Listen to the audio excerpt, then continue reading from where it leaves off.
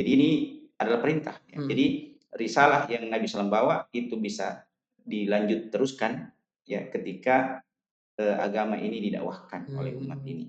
Jadi itu adalah satu konsekuensi bahwasanya Rasulullah adalah Rasul yang terakhir. Konsekuensinya adalah bahwa setiap umat beliau adalah pelanjut dakwah. Pelanjut dakwah. Ya, untuk mewariskan atau untuk meneruskan risalah. Risalahnya tadi. Iya, risalah kenabian itu, risalah Nabi SAW, yaitu agama Islam. Bismillahirrahmanirrahim. Assalamualaikum warahmatullahi wabarakatuh. Alhamdulillahirabbil alamin wa bihi nasta'inu ala umuri dunya waddin. Asyhadu an la ilaha illallah wahdahu la syarikalah wa asyhadu anna Muhammadan abduhu wa rasuluh. Alhamdulillah kita banyak bersyukur kepada Allah Subhanahu wa taala dan kita banyak bersalawat kepada junjungan kita Nabiullah Nabi Muhammad sallallahu alaihi wasallam. Para pendengar Cakak-Cakak Macua pada malam hari ini yang tentunya dengan tagline kita menemani perjalanan hijrah dengan ilmu dan amal. Alhamdulillah pada malam hari ini kita akan membahas mengenai tentang risalah yang dibawa oleh para nabi yang tentunya kita mengetahui bersama bahwasanya ini merupakan hal yang sangat penting dan apakah risalah ini berhenti setelah meninggalnya para nabi atau seperti apa.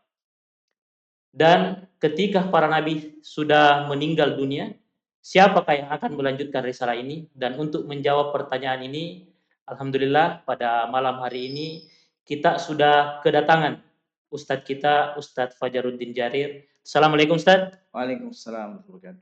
Terima kasih Ustadz atas waktunya. Alhamdulillah pada malam hari ini bisa menyempatkan untuk hadir di podcast kita di Cakak-Cakak Macua.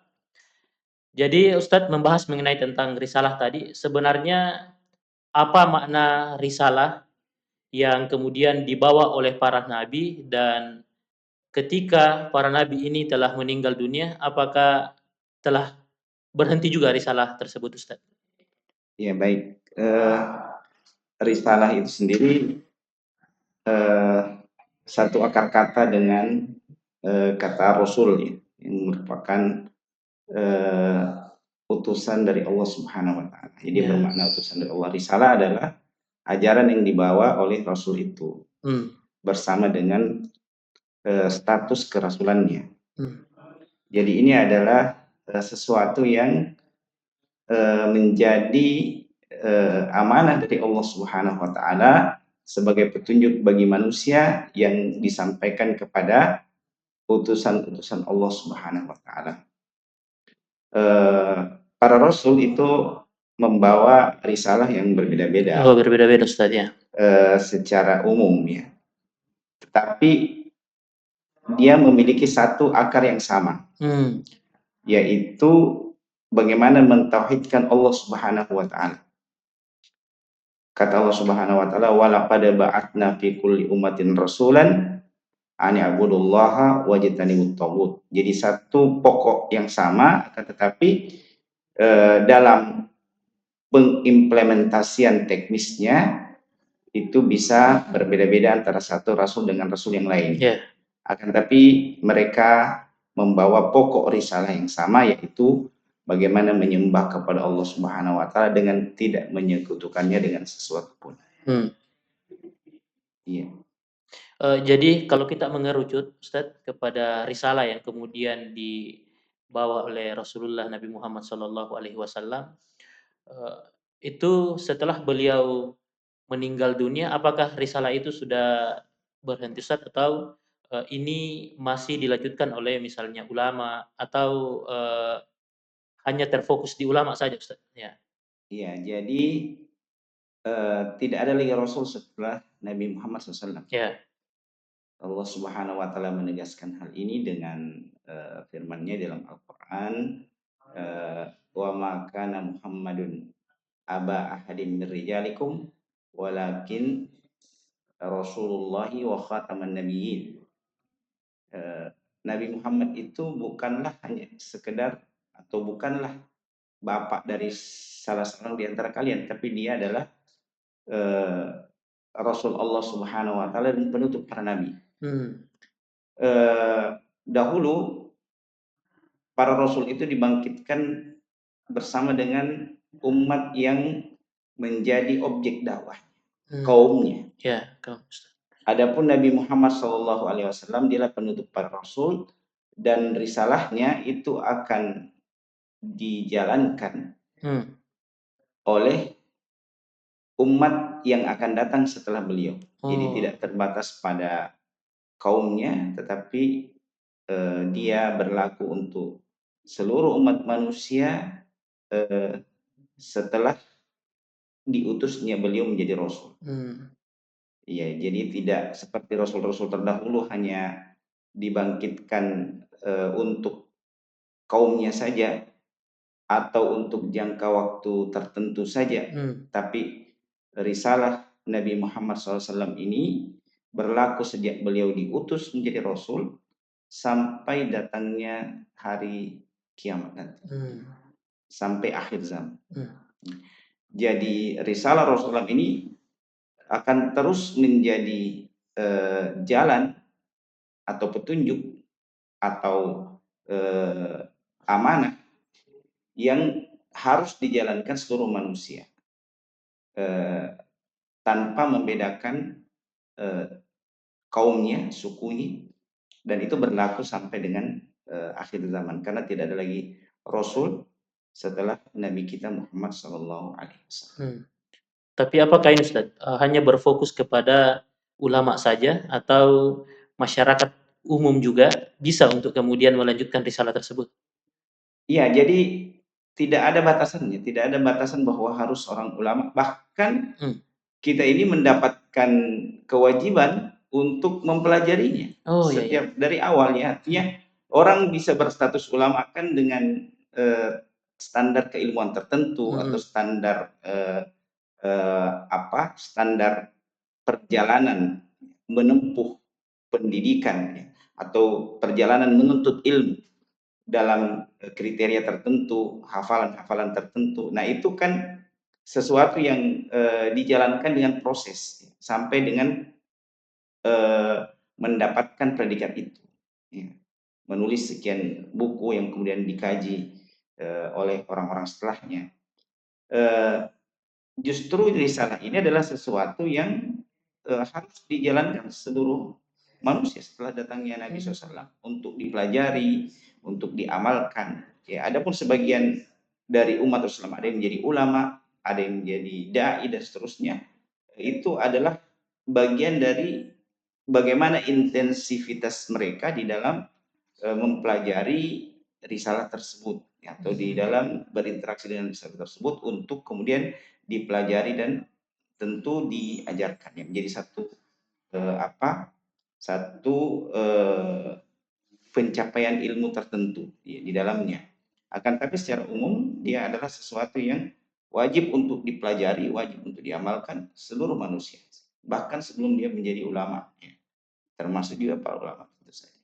Ya, berarti masyarakat atau umat ini harus belajar Ustaz mengenai tentang risalah. Iya, harus belajar. Nabi SAW menjadikan kita wajib untuk atau menganjurkan kita atau memerintahkan kita wajib untuk mempelajari agama ini. Ya, dalam hadis Nabi SAW mengatakan talabul ilmi faridan ala kulli muslim. Menuntut ilmu itu adalah kewajiban bagi setiap muslim. Jadi menuntut ilmu yang dimaksud sebagaimana penjelasan para ulama adalah yang berkaitan dengan pokok-pokok agama kita. Perkara-perkara yang menyentuh kebutuhan kita di dalam berinteraksi, di dalam beraktivitas pada pokok-pokok agama itu. Dijelaskan misalnya seorang yang muslim, seorang yang jadi umat Nabi SAW itu harus sudah mengetahui tentang kewajiban sholat. Ketika dia sudah masuk waktu akil baliknya, masa akil baliknya, jadi dia tidak boleh tidak tahu tentang perkara itu, karena itu sudah menjadi kewajiban baginya. Maka dia harus mempelajari ilmu tentang itu. Itulah ilmu yang diwajibkan baginya. Ketika masuk misalnya bulan Ramadan, maka setiap yang harus menjalani kewajiban berpuasa itu dari umat Rasulullah SAW harus sudah mengetahui hukum-hukumnya. Ya. Begitu juga misalnya seorang yang menjalani aktivitas tertentu atau profesi tertentu itu harus tahu tentang bagaimana agama ini mengatur, bagaimana Islam ini mengatur, bagaimana risalah Rasulullah ini mengatur berkaitan dengan aktivitas profesinya. Ya, seorang pedagang misalnya dia harus tahu apa-apa yang diharamkan dalam perdagangan. Tidak boleh dia tidak mengetahui itu. Jadi dalam kerangka itulah kewajiban menuntut ilmu itu diperintahkan. Nah ini menurut sebagian ulama. Ya. Jadi memang kita diperintahkan untuk menuntut ilmu agar kemudian kita mampu untuk melanjutkan risalah dari apa yang telah disampaikan oleh Rasulullah. Iya, seperti itu. Jadi risalah ini menjadi sesuatu yang harus kita jalankan. Ya, ya. Ajaran Rasulullah SAW, agama Islam itu sendiri dan didasarkan kepada sumber hukum Islam ini sendiri yang paling pokok yaitu Al-Quran dan Sunnah Rasulullah SAW itu sendiri, dan juga didasarkan di atas pemahaman generasi awal umat ini yang Nabi SAW langsung berinteraksi dengan mereka dan pertama kali mengajarkan risalahnya itu kepada mereka. Kalau contoh sederhananya Ustadz, misalnya di lingkungan keluarga kita, di lingkungan masyarakat, ya, atau di lingkungan yang lainnya, contoh sederhananya kita menjalankan atau melanjutkan risalah yang telah dibawa Rasulullah ini bentuknya seperti apa Ustadz? Iya, secara umum menjalankan seluruh ajaran agama ini, itu bagian dari melanjutkan risalah kenabian itu. Ya, jadi kita melaksanakan sholat, berpuasa, itu bagian dari risalah. Ya, Nabi SAW datang dengan ajaran itu yang bersumber dari wahyu dari Allah Subhanahu Wa Taala. Jadi risalah Rasulullah ini, agama Islam itu sendiri, risalah Rasulullah adalah Al-Quran dan Sunnah di atas pemahaman para sahabat, dan kemudian dijelaskan oleh para ulama yang mendalami ya ilmu-ilmu agama, mendalami Al-Quran dan hadis Nabi SAW secara khusus. Iya. Jadi implementasinya untuk di kehidupan sehari-hari seperti itu saja, apalagi di lingkungan keluarga misalnya. Iya, di lingkungan keluarga yang banyak masyarakat. hukum, seperti misalnya dalam hubungan keluarga, bagaimana hubungan suami istri. Misalnya seorang suami harus berbuat baik kepada istrinya. Nah itulah risalah kenabian itu. Jadi risalah Islam sendiri adalah ajaran yang kita jalani berdasarkan ajaran Rasulullah SAW yang ditinggalkan kepada kita. Berarti Nabi SAW menyampaikan itu. Taraktu fikum amrayni ma in tamassaktum bihima lan tadillu ba'di abada. Saya meninggalkan dua hal bagi kalian. Inilah risalah yang dimaksud. Jadi saya meninggalkan bagi kalian dua perkara pokok dalam agama ini, yaitu Al-Quran dan hadis Nabi SAW. Yang kalau kalian berpegang teguh dengan kedua hal tersebut, kalian tidak akan tersesat selama-lamanya. Nah inilah risalah. Iya Ustaz, karena saat ini ada beberapa tanggapan dari orang-orang, misalnya ada yang beranggapan seperti ini Ustaz, untuk berdakwah itu tugas para ustadz dan para ulama. Ya, jadi untuk kita ini tidak usah untuk berdakwah. Itu seperti apa kira-kira tanggapan Ustaz mendengar hal seperti itu Ustaz?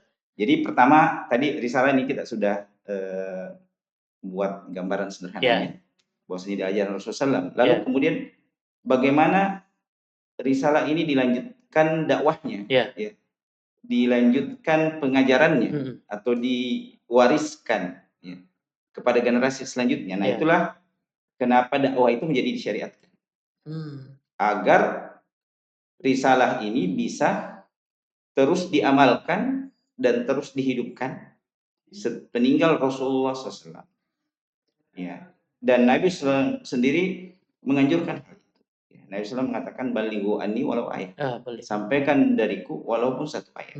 Ya, jadi ini diantara hal yang menjadi pokok atau dasar dari dianjurkannya kita, atau bahkan jadi satu kewajiban bagi kita untuk meneruskan amalan dakwah Rasulullah SAW, sehingga risalah itu atau agama Islam ini sendiri bisa diwariskan dari generasi ke generasi. apa yang menjadi konsekuensi dari risalah itu untuk bisa diamalkan sampai dengan akhir zaman, itu akan bisa hidup ketika dia didakwahkan. Ya, dan itu menjadi kewajiban bagi umat ini. Sebagian ada yang mengatakan itu adalah fardu kifayah atau kewajiban yang sifatnya ketika dia sudah dijalankan oleh sebagian, maka kewajiban itu gugur untuk sebagian yang lain. Tapi ada juga yang mengatakan dia adalah suatu kewajiban yang diwajibkan untuk setiap orang. Karena asal dari setiap perintah itu adalah kewajiban. Dan perintah dakwah ini sendiri tidak hanya dari hadis yang kita sebutkan tadi. Ya. Ada beberapa ayat Al-Quran yang juga menyebutkan perintah ini. Ya. Seperti misalnya dalam surah An-Nahl Allah Subhanahu wa taala ud'u ila sabili rabbika bil hikmati wal mau'izatil hasanah wajadilhum billati hi ahsan. Ya.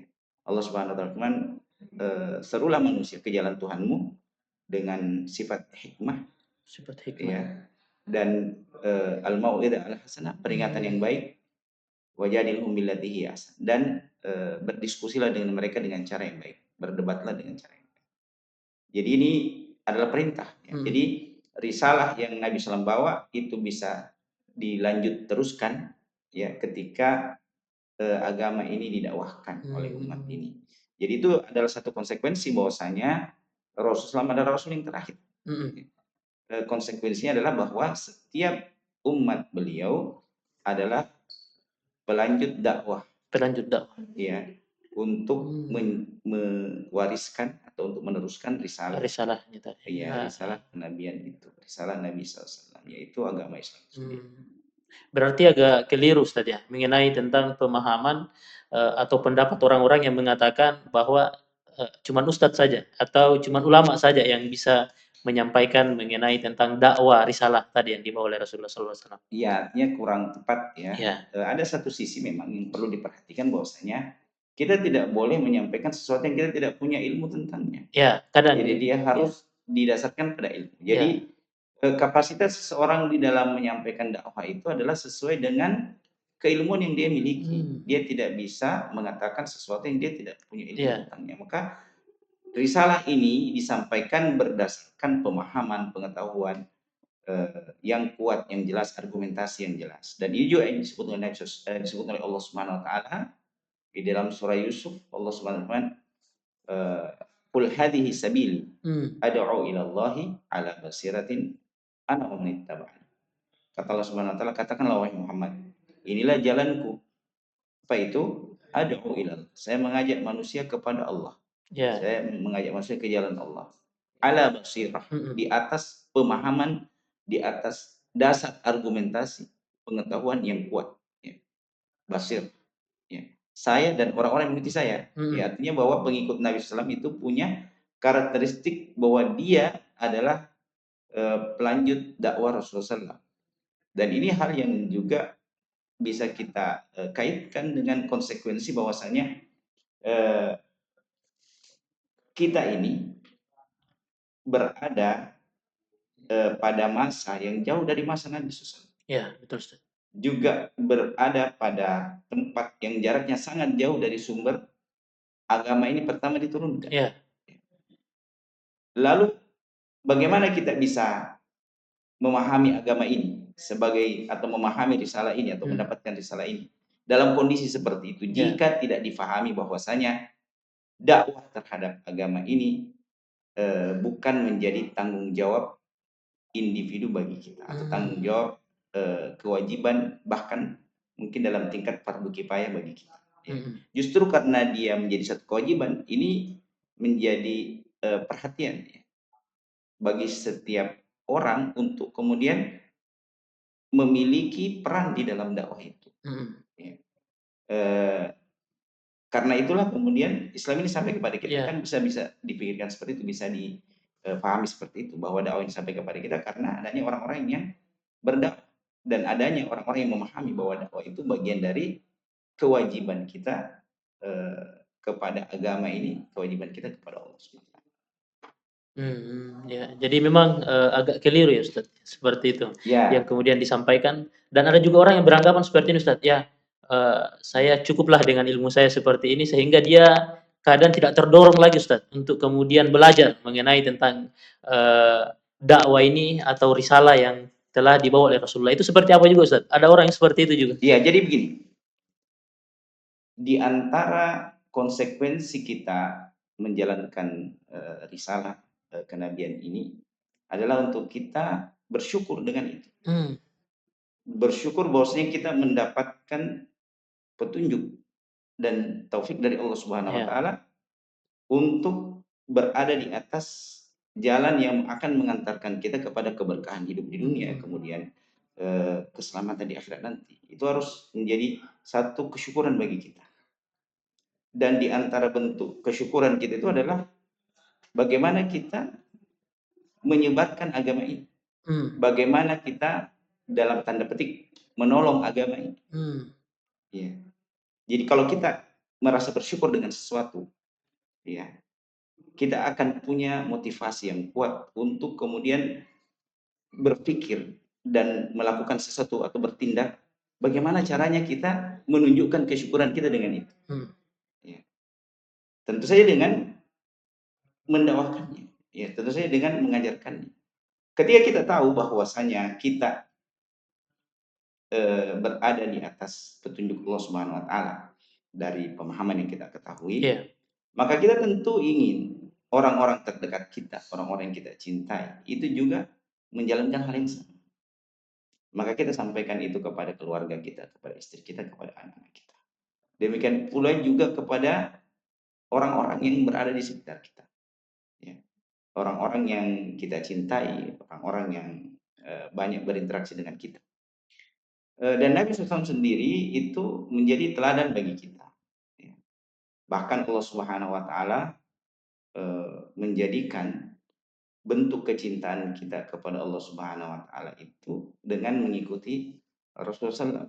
Allah Subhanahu wa taala mengatakan, "Qul in kuntum tuhibbunallah fattabi'uni yuhibbukumullah wa yaghfir lakum dzunubakum." Kata Allah Subhanahu wa taala, "Katakanlah wahai Muhammad, kalau kalian mencintai Allah, ikutilah aku. Mmm. Niscaya Allah pun akan mencintai kalian dan mengampuni dosa-dosa kalian." Iya. Nah, apa yang bisa kita ikuti dari Nabi semua bagian dari kehidupannya. Dan yang paling penting adalah aktivitas beliau. Iya. Apa yang beliau lakukan dengan agama ini, Mmm. yaitu mendakwahkannya. Jadi, bisa kita bawa kepada banyak hal berkaitan dengan mendakwahkan agama. Itu satu kemuliaan, itu satu bentuk, eee, bagaimana kita mendapatkan kecintaan dari Allah Subhanahu wa taala dan mengikuti para nabi atau dan mengikuti Nabi SAW.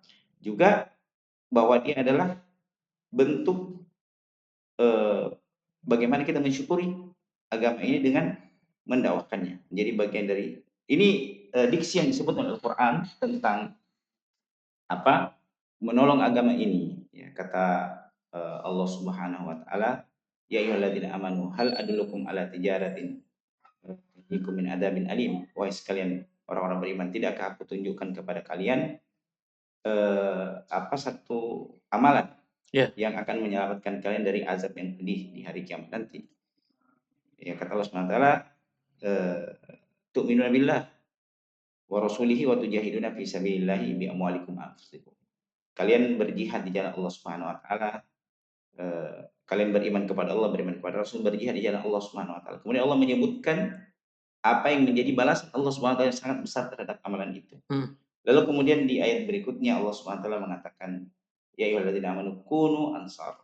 Wahai sekalian orang-orang beriman, jadilah kalian penolong-penolong agama Allah Subhanahu wa taala. Bentuk kita menolong agama Allah Subhanahu wa taala di antaranya adalah mendakwahkan agama ini. Iya. Ya, jadi itu menjadi bagian dari perintah Allah Subhanahu wa taala dan juga kita, dapati dari hadis-hadis Nabi SAW yang Mhm. mengajarkan kita tentang itu. Ya. Berarti memang, ada anjuran ya Ustaz, untuk Iya, kemudian kita belajar.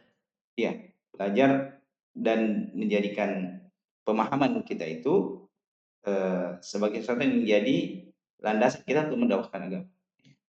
Karena Allah juga Subhanahu wa taala itu memberikan peringatan kepada Mhm. kita untuk tidak menyampaikan tentang agama ini apa yang kita tidak ketahui. Ya. Allah Subhanahu wa taala memberikan batasan itu, kata Allah Subhanahu wa taala, "Wala taqfu ma laysa laka bihi ilm." Jangan kamu mengikuti apa yang kalian tidak punya ilmu tentangnya, apa yang kamu tidak punya ilmu tentang. Ya, jadi apa kalau kita tidak punya ilmunya, kita tidak bisa melakukan. Ya, jangan kita asal menyampaikan sesuatu tanpa ada dasar argumentasi yang jelas dari sumber agama ini, yaitu Al-Quran dan Sunnah Rasulullah SAW. Berkaitan tentang akhlak seorang Muslim, Ustaz, itu seperti apa contohnya sehingga akhlak itu bisa menjadi sarana, ya disebut dengan meneruskan risalah atau akhlak ini menjadi dakwah kita untuk meneruskan risalah yang telah dibawa oleh Rasulullah SAW. Iya, akhlak ini sendiri adalah satu bagian dari agama ini ya. Bagaimana kita berperilaku, bagaimana kita bertindak, bagaimana kita melakukan interaksi kita dengan manusia dengan cara yang paling baik. Akhlak itu sesuatu yang melekat pada diri kita berupa sifat-sifat, perilaku. Dan Nabi SAW itu disifati dengan akhlak yang mulia, akhlak yang agung. Kata Allah SWT, wa innaka la'ala khuluqin azim, dan engkau Muhammad berada di atas perilaku yang agung. Dan juga Nabi SAW dijadikan teladan oleh Allah Subhanahu wa taala dari sisi itu. Qad kana lakum fi Rasulillahi uswatun hasanah. Sungguh telah ada pada diri Rasulullah SAW itu ada teladan yang baik dari si perilakunya, sifat-sifatnya. Ya, jadi akhlak itu adalah sifat yang melekat pada diri seorang yang dia bisa tergambar dengan perilakunya. Dia spontan dilakukan. Jadi ini juga disebutkan oleh para ulama tentang ini, tentang akhlak ini. Jadi akhlak ini menjadi bagian dari agama ini sendiri. Bahkan Nabi SAW menyimpulkan bahwasanya seluruh ajaran agama ini itu bermuara kepada kebaikan akhlak. Kata Nabi SAW, innama bu'ithu liutammima makarimal akhlak. Sungguhnya aku ini diutus untuk menyempurnakan kemuliaan akhlak manusia. Jadi semua bagian dari risalah ini seolah-olah itu pada akhirnya nanti akan menjadikan seorang manusia itu memiliki sifat-sifat, karakter, perilaku, akhlaknya yang baik. Nah, akhlak ini menjadi satu hal yang penting di dalam dakwah. Karena Allah Subhanahu wa taala sendiri itu memberikan peringatan kita di dalam menjalankan dakwah ini untuk memulai dengan diri kita. Ya kata Allah Subhanahu wa taala, ya alladzina amanu lima taquluna ma la taf'alun. Sekalian orang beriman, ketika kita mengajarkan risalah ini dengan kebaikan, dengan mengajarkan nilai-nilai kebaikan dari risalah ini, ya maka yang paling pertama harus menanamkan itu dalam dirinya adalah diri kita sendiri sebelum orang lain. Dalam ayat yang lain Allah Subhanahu wa taala berfirman, "Atamuruna an-nasa bil birri wa tansawna anfusakum." Apakah engkau memerintahkan manusia berbuat kebaikan lalu engkau melupakan dirimu sendiri? Ya. Dan akhlak ini juga sendiri menjadi hal yang menghiasi dakwah. Ya, sebenarnya menghiasi dakwah, karena bagaimana mungkin orang itu mau mendengarkan dakwah seseorang yang perilakunya buruk, ya, menunjukkan perilaku yang buruk. Jadi dakwah ini sendiri seolah menjadi bahan bakar bagi dakwah yang disampaikan. Ya. Bahkan Allah Subhanahu wa taala memberikan informasi bahwasanya di antara sebab manusia mengikuti Rasulullah SAW adalah karena sifat kelembutannya. Ya, kata Allah Subhanahu wa taala, "Fabima rahmatin minallahi lintalah. Walau kunta faddan ghalidhal qalbi lanfaddu min hawlik." Kata Allah Subhanahu wa taala, karena rahmat Tuhanmu, engkau bisa bersifat lemah lembut kepada mereka. Kalau engkau bersifat kasar dan keras, maka mereka pasti sudah menjauhimu, ya, tidak mendengarkanmu. Jadi akhlak itu yang menghiasi dakwah itu sendiri dan bahkan jadi bagian dakwah itu sendiri. Ya. Jadi risalah ini didakwahkan dan akhlak ini menjadi hal yang menghiasi dakwah itu sendiri. Ya. Bahkan dia menjadi muara dari dakwah yang disampaikan. Artinya ketika seseorang sudah berperilaku dengan baik, berakhlak dengan baik, berkarakter baik, maka itulah yang diharapkan. Ya. Artinya muara dari semua ajaran agama ini akan sampai kepada kebaikan akhlak, dan bisa kita refleksikan kalau misalnya kita sudah memulai menjalankan agama ini secara konsisten misalnya, tapi justru orang-orang tidak menyukai perilaku kita, karakter kita, mungkin ada yang harus diperbaiki dari bagaimana kita mengamalkan agama. Ya. Berkaitan tentang Ustaz, tantangan yang dihadapi pada saat ini untuk melanjutkan dakwah risalah yang telah dibawa oleh Rasulullah SAW, itu seperti apa Ustaz? Di era modern sekarang, ya tentunya tantangan pasti ada. Itu seperti apa Ustaz? Ya, yang pertama adalah bagaimana kita menguatkan keimanan kita di dalam menjalankan agama ini secara umum. Yang pertama itu. Jadi kekuatan iman ini kita butuhkan, ya. Karena apa yang kita sampaikan itu harus kita imani terlebih dahulu, ya. Harus bersumber dari keimanan kita. Keimanan ini memberikan kekuatan kita di dalam melaksanakan amalan secara umum seluruhnya, termasuk di dalam dakwah. Jadi keimanan itu bisa kita tingkatkan, bisa kita kuatkan dengan memperbanyak ibadah kepada Allah Subhanahu wa taala. Ya. Memperbanyak ibadah kepada Allah Subhanahu wa taala, melaksanakan kewajiban-kewajiban kita, itu yang paling pertama. Yeah. Dan ini menjadi tantangan di tengah-tengah banyaknya pengaruh-pengaruh buruk yang bisa kita dapatkan dari lingkungan. Yeah. Itu yang pertama tantangan. Bagaimana kita menguatkan keimanan kita sehingga kita bisa punya motivasi yang kuat, punya landasan yang kuat, ya, untuk kemudian berdakwah kepada Allah. Kemudian yang kedua adalah bagaimana kita mengisi diri kita dengan ilmu, ya. Jadi kan kadang kita atau kadang di antara kaum muslimin ada yang sangat semangat berdakwah, yeah, akan tetapi tidak melandasinya dengan ilmu yang cukup. Yeah, ya. betul. Sebagaimana kita sebutkan tadi bahwasanya Allah Subhanahu wa taala sangat memperingatkan kita untuk tidak menyampaikan agama ini kecuali di atas ilmu. Ya. Wala takfu ma laysa laka bihi ilm. Jangan kamu mengikuti apa yang kamu tidak memiliki ilmu tentangnya. Dan banyaknya penyimpangan dalam agama itu bisa jadi terjadi karena orang-orang yang berdakwah tanpa dilandasi dengan ilmu. Nabi SAW sendiri itu mengingatkan, ya, bahwasanya agama ini tidak boleh dilakukan atau dijalankan dengan apa yang Rasulullah SAW sendiri tidak pernah perintahkan. Ya. Rasulullah man ahdatsa fi amrina hadza ma laysa minhu fa raddun. Apa yang barang siapa yang mengada-adakan sesuatu dalam agama yang tidak didasarkan kepada ajaran Rasulullah SAW, yeah, itu akan tertolak. Ya. Jadi itu yang kedua, tentang bagaimana kita memang harus memiliki ilmu, itu tantangan. Ya. Yeah. Karena dakwah itu butuh ilmu yang dasar ilmu yang kuat. Ya. Karena saya mengatakan adu ilallahi ala basyir. Saya berdakwah kepada Allah di atas argumentasi yang didasarkan dengan ilmu, didasarkan dengan pemahaman dari Al-Quran dan Sunnah. Jadi tantangan yang kedua, setiap orang yang berdakwah hendaknya mengisi dirinya dengan ilmu yang cukup sesuai dengan apa yang dia dakwahkan, dan dia tidak berdakwah kecuali dengan apa yang dia ketahui. Ya. Kemudian yang ketiga adalah bagaimana kita berdakwah dengan cara-cara yang benar, karena dakwah itu adalah amalan yang baik, akan tetapi ketika dia dijalankan dengan cara yang salah, itu juga tidak bisa menghasilkan hal yang baik. Yeah.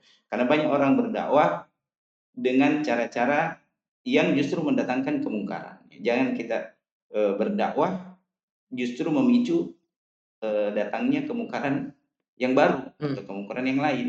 Ya, contohnya misalnya berdakwah dengan keras, ya, dengan sifat yang keras. Yeah. Ya. Sehingga orang justru membenci bagian dari agama ini karena melihat prototipe kita yang berdakwah tidak menggambarkan nilai-nilai yang baik di dalam berperilaku misalnya. Ya jadi bisa jadi dakwah itu dilakukan dengan cara yang buruk sehingga kemudian mengundang antipati masyarakat sendiri terhadap apa yang didakwahkan. Yeah. Kemudian yang terakhir adalah bersabar, gitu. Bersabar dan teguh di atas amalan itu karena ya setiap orang yang berdakwah pasti akan mendapatkan ujian dari dakwah dan justru dengan itulah kemudian dia bisa mendapatkan ganjaran pahala yang besar. Bisa kita refleksikan kepada bagaimana dakwah para nabi menghadapi banyak tantangan. Para sahabat, para ulama, kita bisa melihat bahwasanya mereka tidak hanya menyampaikan dakwah itu, tapi mereka memang berkorban di atas usaha dakwah itu. Dengan berbagai macam bentuk pengorbanan, dengan hartanya, dengan perasaannya. Bahkan Nabi SAW itu meninggalkan kota Mekah itu untuk mempertahankan dakwah itu bisa tetap dijalankan.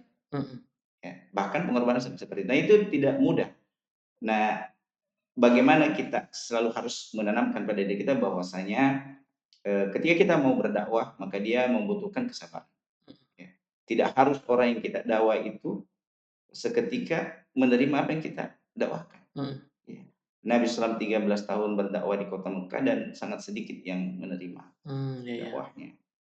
Itu yang harus kita pahami. Jadi kita menjadikan dakwah itu adalah sebagai ladang untuk kita meraih pahala, termasuk di dalamnya adalah dengan bersabar atas konsekuensi-konsekuensi yang kita terima dari amalan dakwah. Nah, ini mungkin beberapa hal yang menjadi tantangan bagi orang-orang yang berdakwah. Jadi memang dari penyampaian Ustaz tadi mengenai tantangannya ini memang banyak sekali Ustaz ya. Jadi dan tentunya setiap tantangan ini pasti akan selalu ada meskipun dakwah ke depan ini berkembang dan seperti apa pasti akan selalu ada tantangannya. Ya, seperti itu. Jika Ustaz setiap umat ini mengambil peran di dalam dakwah risalah yang telah dibawa oleh Rasulullah Shallallahu Alaihi Wasallam ini, kira-kira seperti apa wajah Islam ke depan ketika umat mengambil perannya di dalam Iya, Allah Subhanahu Wa Taala itu di dalam ayat yang kita sebutkan tadi dalam surah As-Saff ya, ketika seseorang beriman kepada Allah, beriman kepada Rasulullah, kemudian dia bersungguh-sungguh berjuang ya, di dalam agama ini, membelanya, mendakwakannya, maka Allah SWT menyebutkan beberapa hal yang bisa menjadi gambaran bagaimana wajah ya, Islam ini dengan umat yang beramal seperti itu, beramal demikian. Apa yang kita bacakan tadi, kata Allah Subhanahu Wa Taala dalam Al-Quran, ya ayyuhalladzina amanu hal adullukum ala tijaratin tunjikum min adzabin alim tu'minuna billahi wa rasulihi wa tujahiduna fi sabilillahi bi amwalikum wa anfusikum dzalikum khairul lakum in kuntum ta'lamun yaghfir lakum dzunubakum wa yudkhilukum jannatin tajri min tahtiha al-anhar wa masakin thayyibatan fi jannati adn wa masakin thayyibatan fi jannatin dzalikal fawzul kabir wa ukhra tuhibbuna nasrum minallahi wa fathun qarib. Ya, kata Allah SWT, ya, maukah kalian aku tunjukkan satu perniagaan yang menyelamatkan kalian ya, dari azab yang pedih, ya, yaitu beriman kepada Allah, beriman kepada Rasulullah, kemudian berjihad ya, dalam makna bersungguh-sungguh ya, dalam menjalankan agama ini, termasuk di dalamnya kalaupun memang harus dengan jiwa. Fi sabilillah bi amwalikum wa anfusikum, dengan harta dan diri kalian. Maka Allah SWT akan memberikan balasan yang besar ya, dengan orang yang berdakwah seperti itu, yaitu mengampuni dosa-dosa mereka, memasukkan mereka ke dalam surganya. Kemudian yang lebih daripada itu adalah kata Allah wa ukhra tuhibbuna. Ya. Nah, Allah SWT berfirman seperti itu, dan yang lain yang kalian juga mencintainya. Nasrum minallahi wa fathun qarib. Pertolongan dari Allah atas urusan-urusan kalian dan fathun qarib. Bagaimana kalian bisa mendapatkan kemenangan yang dekat. Dan ini disampaikan kepada Rasulullah sebagai jaminan bahwa Nabi SAW pasti akan mendapatkan kemenangan dengan pembebasan kota Mekah nanti. Jadi ya Allah SWT menjanjikan pertama adalah pertolongannya terhadap setiap urusan-urusan kita. Ya, urusan kita secara kejamaahan, ya, urusan kita secara pribadi bahkan individu, ya. Allah SWT menjanjikan pertolongannya. Jadi bukan berarti kita tidak menghadapi masalah, tidak, tapi Allah Subhanahu wa taala menjanjikan pertolongannya di dalam setiap urusan-urusan kita, ya, dan juga Allah Subhanahu wa taala menjanjikan kemenangan terhadap keberhasilan usaha-usaha kita, ya, ke depan. Fathun qarib wa basyiril mu'minin, dan ini adalah menjadi kegembiraan untuk orang-orang beriman. Ya, jadi ini yang menjadi gambaran bahwasanya kalau kita sudah menjalankannya, ini yang Allah SWT sebutkan. Juga bahwasanya berdakwah itu menjadi salah satu jalan untuk mendapatkan keteguhan. Ya kan, ini kita di dalam kehidupan menjalankan risalah banyak godaan-godaan yang datang. Ya. Banyak cobaan-cobaan yang datang.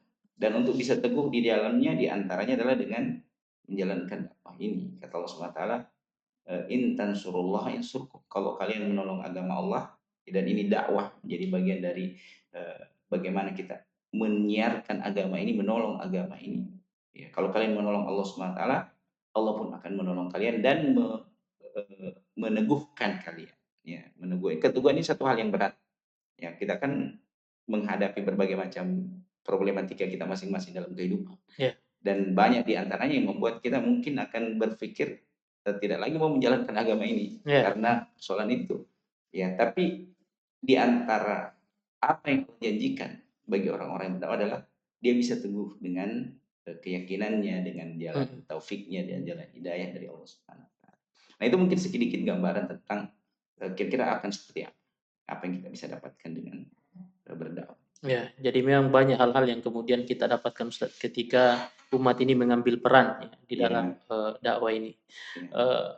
Jadi Ustaz, mengenai tentang risalah ini tentunya sangat luar biasa sekali ketika kita mengambil peran, dan seperti apa, Ustaz, closing statement dari Ustaz mengenai risalah dakwah ini yang harus betul-betul kita perhatikan agar bagaimana ke depan umat ini bisa ikut di dalam andil mendakwahkan.